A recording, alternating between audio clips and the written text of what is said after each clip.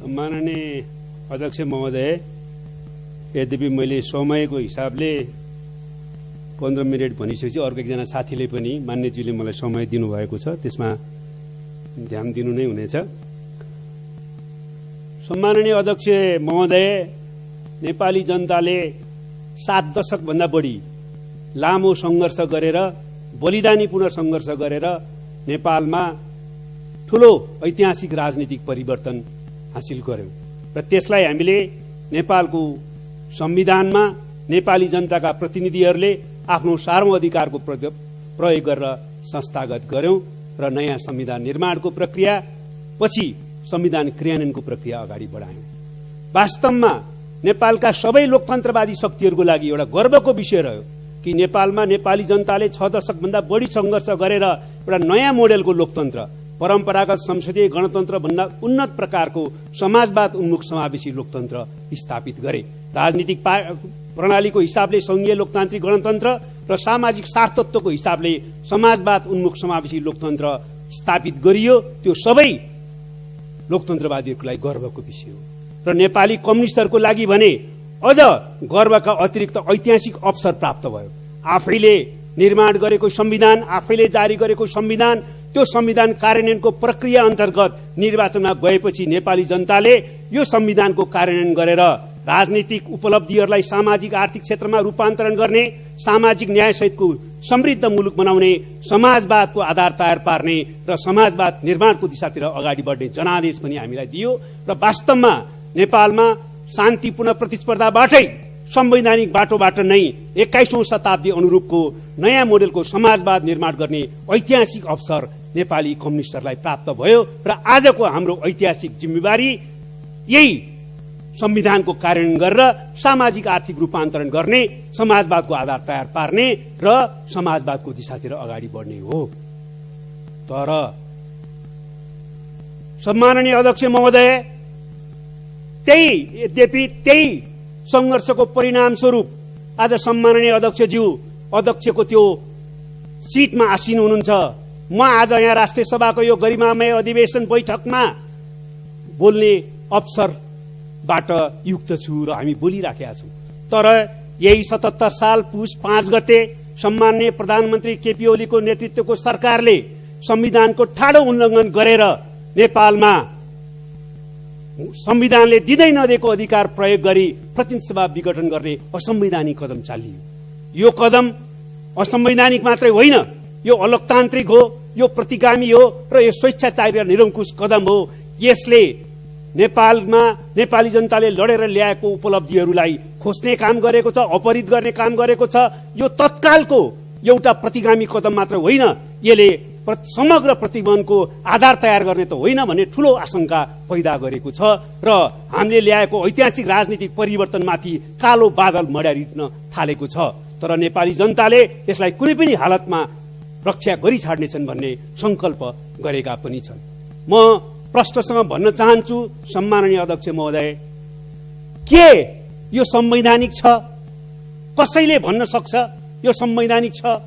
त्यतिखेर संविधान निर्माण गर्दा हामी सबैले राष्ट्रिय राजनीतिक एकता कायम गर्यौं, राष्ट्रिय राजनीतिक सहमति कायम गर्यौं कि अब राजनीतिक स्थिरता सुनिश्चित गर्नका निम्ति पहिला जस्तो संसद विघटन गर्ने अधिकार अब कुनै प्रधानमन्त्रीलाई नदिने भनेर राष्ट्रिय राजनीतिक सहमति कायम गर्यौं। त्यो राजनीतिक सहमतिको आधारमा संविधानमा हामीले त्यो व्यवस्था गर्यौं। यो सबैलाई थाहा छ, नेपाली आम जनतालाई थाहा छ कि राष्ट्रिय राजनीतिक सहमति त्यतिखेर के थियो र अहिले संविधानविद, कानून व्यवसायी, कानूनको विद्यार्थी मात्र होइन, संविधानको धारा अक्षर पढ्न सक्ने सबै नेपालीलाई थाहा छ कि संविधानमा प्रधानमन्त्रीलाई संसद वा प्रतिनिधि सभाको विघटन गर्ने कुनै विशेषाधिकार छैन। त्यति हुँदाहुँदै पनि संविधानमा हुँदै नभएको अधिकारको प्रयोगको हवाला दिँदै संविधानलाई माथि घात गरियो र प्रतिनिधि सभा विघटन गरियो। सम्माननीय अध्यक्ष महोदय, यो संविधानको धारा 76 को 1, धारा 76 1, 2, धारा 76 3, धारा 76 5, 4वटा धाराहरूले सरकार निर्माणको विकल्पहरू प्रदान गरेको छ। पहिलो विकल्प, बहुमत प्राप्त दलको नेता प्रधानमन्त्री हुन्छन्। त्यस्तो हुन सकेन भने 2 भन्दा बढी पार्टीहरूको समर्थन प्राप्त व्यक्तिले सरकार गठन गर्छ। त्यो पनि हुन सकेन भने सबभन्दा ठूलो पार्टीलाई सरकार बनाउने अवसर दिइन्छ, त्यो पनि भएन भने त्यतिखेर कुनै प्रतिनिधि सभाको सदस्यले मलाई बहुमत छ भन्ने कुनै आधार देखायो भने उसलाई पनि संविधानको धारा 76(5) अन्तर्गत अवसर दिइन्छ। तर कुनै पनि कोणबाट एक मात्रै होइन 5 सम्म आउने कुनै सम्भावना अन्तर्गत सरकार बनेन भने यो संविधानले के भन्छ, संविधान धारा 76(7) अन्तर्गत भने त्यतिखेर प्रतिनिधि सभा स्वतः विघटन हुन्छ। त्यसकारणले प्रतिनिधि सभा विघटन गर्ने अधिकार विशेषाधिकार दिएको छैन। सरकार बन्नै सकेन भने प्रतिनिधि सभा विघटन हुने अवस्थाको उल्लेख गरेको छ संविधानले। र प्रधानमन्त्रीलाई विशेषाधिकार होइन, अधिकार होइन। यदि सरकार बन्नै नसक्ने स्थिति भयो भने दुई खालको प्रधानमन्त्रीलाई प्रतिनिधि सभा विघटनको अवस्थाको निम्ति बाध्यकारी दायित्व दिएको छ विघटनको सिफारिस गर्न, अधिकार होइन। त्यतिखेर विघटनको सिफारिस गर्नै पर्छ। जब सरकार बन्दैन वा सरकार बन्ने विकल्प अन्तर्गत बनेको प्रधानमन्त्रीले विश्वासको मत प्राप्त गर्न सक्दैन, त्यसपछि 30 दिनभित्र प्रतिनिधि सभा स्वतः विघटन हुने र 6 महिनाभित्र निर्वाचन हुने प्रावधान छ। र त्यसको निम्ति म चाहिँ सिफारिस गरौँ कि नगरौँ भन्न पाउँदैन। अधिकार भनेको गरौँ कि नगरौँ भन्ने हो।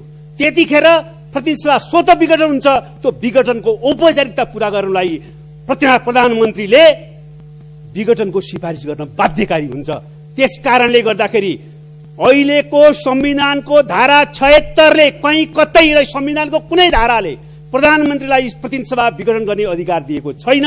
त्यो प्रश्न छ, त्यसकारण यो असंवैधानिक हो। र भनिन्छ धारा 85 को एउटा हरफ यस संविधान बमोजिम प्रतिनिधि सभा विघटन हुनुभन्दा अगाडि भन्ने शब्दको टिपेर त्यो त विघटन हुन सक्ने रहेछ नि भनिन्छ। म फेरि भन्न चाहन्छु, विघटन गर्ने अधिकार छैन। विघटन हुने स्थिति छ सरकार नबनेको अवस्थामा। कुनै मान्छेले बकपत्र दियो अथवा कुनै आफ्नो सम्पत्ति मृत्युपछि सेकपछि अरू कसैलाई दिने भनेर शब्द फेला पार्यो भने मारेर दिने भन्ने अर्थ लाग्छ सभामुख महोदय। त्यसकारणले यो पूर्ण रूपमा असंवैधानिक छ, संविधान विरोधी छ, त्यसमा कुनै दुविधा छैन। अब अर्को पक्ष पनि आएको छ, यो संवैधानिक त कसैले भन्न सकेका छैन। पूर्व प्रधान न्यायाधीशहरू, बारका पूर्व अध्यक्षहरू, पूर्व महान्यायाधिवक्ताहरू, सबै कानून व्यवसायीहरू, सबै राजनीतिक पार्टीका नेताहरू, राजनीतिक पार्टीहरू, सबै बुद्धिजीवीहरूले एक स्वरले भनेको छ असंवैधानिक र अलोकतान्त्रिक छ भनेर। तर हाम्रो प्रधानमन्त्री र प्रधानमन्त्रीका समर्थन गर्ने कतिपय साथीहरूले भन्नुभएको छ यो राजनीतिक बाध्यता पर्यो, संवैधानिक त होइन। संवैधानिक हो भन्न त सकिँदैन, राजनीतिक बाध्यता पर्यो। के बाध्यता? कुनै बाध्यताका कारणले संविधान मिच्न पाइँदैन, संविधानमाथि प्रहार गर्न पाइँदैन, संविधानलाई उल्लङ्घन गर्न पाइँदैन, यो राजनीतिक परिवर्तनमाथि आक्रमण गर्न पाइँदैन। अब रह्यो हाम्रो पार्टीभित्रकै अवस्थाको कुरा गर्ने हो भने यो सम्मानित सदनसम्म पार्टीभित्रको धेरै कुरा गर्न चाहन्न। तर पार्टीलाई विधि पद्धतिमा सञ्चालन गर्न, सक्रिय बनाउन र पार्टीको मार्गदर्शनमा सरकार चलाउन र सरकारलाई जनमुखी बनाएर समृद्धिको लक्ष्य पूरा गर्न पार्टीमा निश्चय पनि छलफल भएका थिए। पार्टी एकतालाई कायम गर्न, सरकारलाई जनमुखी बनाउन र जनादेशलाई पूरा गर्नका निम्ति के कसरी अगाडि बढ्नुपर्छ भनेर हाम्रो पार्टीमा निश्चित रूपमा छलफल भएको थियो। त्यो छलफलको आधारमा हामी अगाडि बढ्ने प्रयत्न गरिराखेका थियौं। हाम्रो पार्टीमा 2 प्रस्तावहरू प्रस्तुत भएका थिए पार्टीको संकट र निवारण सम्बन्धमा। त्यसमाथि छलफल हुँदै थियो। छलफलले कुनै निष्कर्ष निकालेको थिएन। अनि त्यतिखेर चाहिँ त्यसको आधारमा कुनै निष्कर्ष निकाल्ने र संविधान मिच्न पाइन्छ, संविधान अपहरण गर्न पाइन्छ, पाइँदैन। पहिलो कुरो, कुनै राजनीतिक पार्टीको आन्तरिक मामलाको कारणले नेपाली जनताले संघर्ष गरेर ल्याएको संविधानको हत्या गर्न, प्रहार गर्न पाइँदैन। 2, हाम्रै पार्टीको कुरा गर्ने हो भने निष्कर्ष निकालिसकेको थिएन। पार्टीमा छलफल हुँदै थियो, स्थायी कमिटिको बैठक बसिराखेको थियो, केन्द्रीय कमिटिको बैठक चाहिँ बस्नेवाला थियो र त्यसले कुनै प्रकारको व्यक्तिको स्वार्थ अनुकूल निर्णय नगर्ने भनेर लाग्दैमा संविधानमाथि प्रहार गर्न पाइँदैन सम्माननीय अध्यक्ष महोदय। त्यसकारण यो कोणबाट पनि बेठिक छ। त्यसै जहाँसम्म सर्वोच्च अदालतको प्रश्न छ, यो सम्मानित सर्वोच्च अदालतमा अहिले विचाराधीन छ। संविधान अन्तर्गत सर्वोच्च अदालतले निर्णय गर्ने हो। शक्ति पृथकीकरणको सिद्धान्त अन्तर्गत संविधानले निश्चित जिम्मेवारीहरू संवैधानिक अङ्गलाई दिएको छ। संवैधानिक अङ्गहरूको भूमिकाप्रति स्वच्छ उनीहरूको काम कारबाहीप्रति स्वतन्त्र भूमिकाप्रति हामी विश्वस्त छौं। तर एउटा कुरा प्रष्ट छ, सर्वोच्च अदालतले पनि संविधानकै आधारमा टेकेर फैसला गर्ने हो, संविधान बाहिर गएर होइन। सर्वोच्च अदालतलाई हाम्रो संविधानले संविधान संशोधन गर्ने अधिकार दिएको छैन, संविधान अन्तर्गत फैसला गर्ने मात्रै अधिकार दिएको छ। र त्यसको साथसाथै सर्वोच्च अदालतले संविधान संशोधन गर्ने यो मात्रै विषयमा गर्यो भने यो संविधान कागजको खोस्टमा परिणत हुन्छ। संविधानमा हुँदै नभएको प्रावधान कसैले प्रयोग गर्ने र त्यसलाई अनुमोदन गर्न संविधान संशोधनको फैसला सर्वोच्च अदालतले गर्यो भने यो कागजको खोस्टमा संविधान परिणत हुन्छ, संविधान च्यातिएको अवस्था हुन्छ र समग्र व्यवस्थामाथि एउटा प्रहार हुन्छ र समग्र व्यवस्था उल्टिने प्रतिगमनको दिशातिर जाने खतरा हुन्छ। त्यो कुरा कुनै पनि हातमा सही हुन सक्दैन। त्यसैले संविधान सम्मत ढंगले अदालतले फैसला गर्नेछ भन्ने कुरा हामी विश्वस्त छौं। जहाँसम्म सम्माननीय अध्यक्षज्यू अहिलेको परिस्थितिको कुरा छ, सम्माननीय प्रधानमन्त्रीज्यूलाई पनि त्यत्रो लोकतन्त्रको संघर्ष गर्नुभयो, उहाँ जेल बस्नुभयो। अहिले म फेरि भन्न चाहन्छु, हाम्रो कुनै पदीय स्वार्थमा घात हुने भन्ने कसैलाई लाग्यो भने वा हुने नै भयो भने पनि पार्टी एकता पनि पदका निम्ति र संविधान पनि लोकतन्त्र पनि पदका निम्ति, पार्टी विधान पनि पदका निम्ति, संविधान पनि कुनै पदका निम्ति आफ्नो पदको रक्षा नहुने भयो भने पार्टी एकता पनि भङ्ग, लोकतन्त्रमाथि पनि प्रहार, पार्टी विधान पनि मान्दिन, संविधान पनि मान्दिन भन्न पाइँदैन सभामुख महोदय। त्यसै कारणले म विनम्रतापूर्वक अनुरोध गर्न चाहन्छु, अहिले पनि अवसर छ त्यो असंवैधानिक घोषणाप्रति आत्मालोचना गर्दै अब प्रतिनिधि सभा सुचारू होस् भन्ने दिशातिर प्रधानमन्त्रीज्यू पनि आयो भने एउटा सिलसिला सुरु हुन्छ, संविधानलाई ट्र्याकमा राखिन्छ, लोकतन्त्रको रक्षा गरिन्छ। त्यति मात्रै होइन, एकीकृत नेपाली कम्युनिस्ट आन्दोलनलाई अगाडि बढाउने, हाम्रो पार्टी एकतालाई फेरि एकताबद्ध गरेर अगाडि बढाउने सम्भावना पनि पैदा हुन्छ। त्यसको निम्ति पनि म अनुरोध गर्न चाहन्छु। र अन्तमा सम्माननीय अध्यक्ष महोदय, हामीले यतिखेर हाम्रा पुर्खाहरूलाई सम्झौं। यति सुन्दर देश दियो, सबै उपनिवेश हुँदा पनि यो महादेशमा हाम्रो देशलाई स्वतन्त्र बनाएर राख्नुभयो हाम्रा पुर्खाहरूले। हाम्रा पुर्खाहरूले सगरमाथाको देश दिनुभयो, लुम्बिनी बुद्धको देश दिनुभयो, जनकपुरको देश दिनुभयो, जनकको देश दिनुभयो र सारा देशभित्र जलवायुको हिसाबले, हावापानीको हिसाबले, विकासका सम्भावनाको हिसाबले यता सम्भावना भएको देश दिनुभयो। र अहिले हामीले त्यो सम्भावनालाई साकार पार्नको निम्ति समृद्ध नेपाल बनाउनको निम्ति लोकतन्त्रको निम्ति लड्यौं र लोकतान्त्रिक नेपालको स्थापना गर्यौं। अब हामीले त्यो लोकतन्त्रको रक्षा गरेर, लोकतन्त्रलाई अझ विकास गरेर, संविधानका कमी कमजोरलाई अझ परिमार्जन गरेर हामीले सामाजिक आर्थिक रूपान्तरण गरेर समृद्ध नेपाल बनाएर शिक्षा, स्वास्थ्य, रोजगारी, खाद्यान्न, आवास सबै मौलिक अधिकारको ग्यारेन्टी गरेर आम जनतालाई परिवर्तनको अनुभूति आफ्नै पोल्टामा प्राप्त गर्ने स्थिति सिर्जना गरेर समृद्ध नेपाल र समाजवादी नेपाल बनाउनु हो। त्यो हाम्रो पुर्खाको स्मृति गरेर हामीले कसरी सामना गर्न सक्छौं? के भनेर सामना गर्न सक्छौं? शहीदहरूलाई हामीले कसरी सम्झने, कसरी श्रद्धाञ्जली दिने? तिनले केका निम्ति रगत बगाए? फेरि लोकतन्त्र ल्याउने, फेरि लोकतन्त्र मिच्ने अनि प्रतिगमनको विरोधी फेरि संघर्ष गरिराख। समृद्ध नेपाल बनाउनु छैन।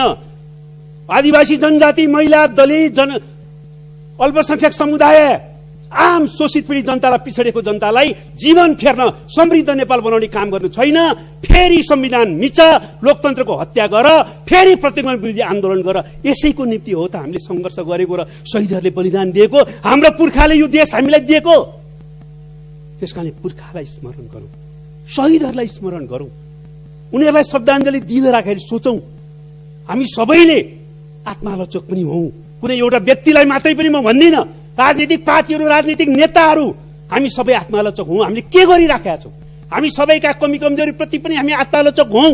यो नयाँ नेपाल बनाऊ, त्यसको निम्ति हामी अगाडि बढौं।